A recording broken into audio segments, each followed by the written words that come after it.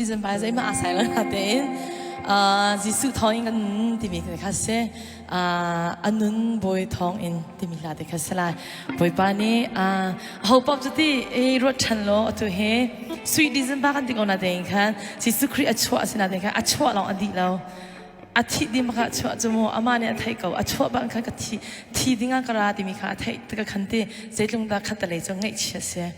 Miswa kanza pitiza boy pane ashing kumpaton boy pane kan kanza kha anuna pek changlai ti mi zong khamo anuna apek mi thong in zunza anuna kan mu ti mi la de khasalai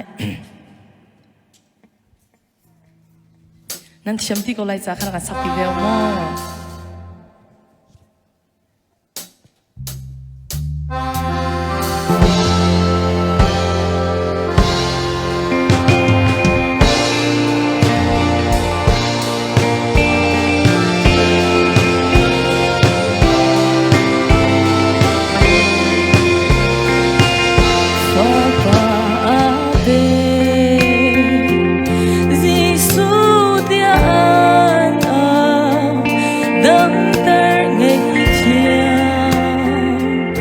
Do ting ara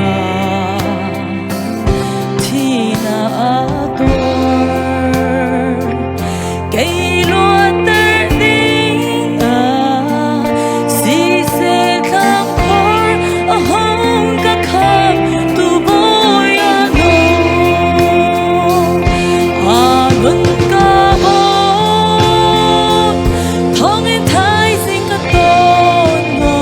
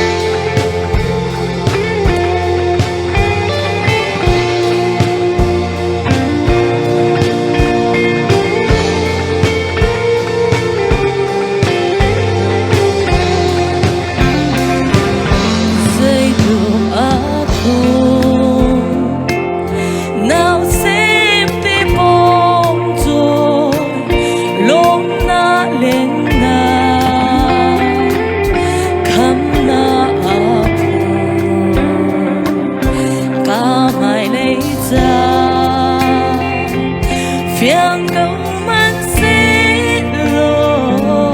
Thân đêm lâu ở đây lại nồng bối thong in đừng cả vốn Thong in thái xin cả tôn ngờ đừng cả vốn Thong in thì na ăn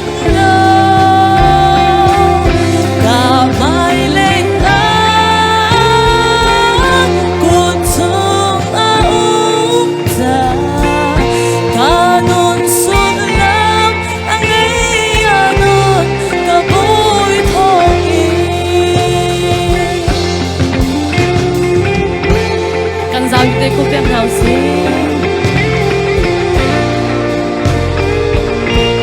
chiếm chưa là sắp bị về lo hiện tại khám phô chỉ tận khám nào đấy đó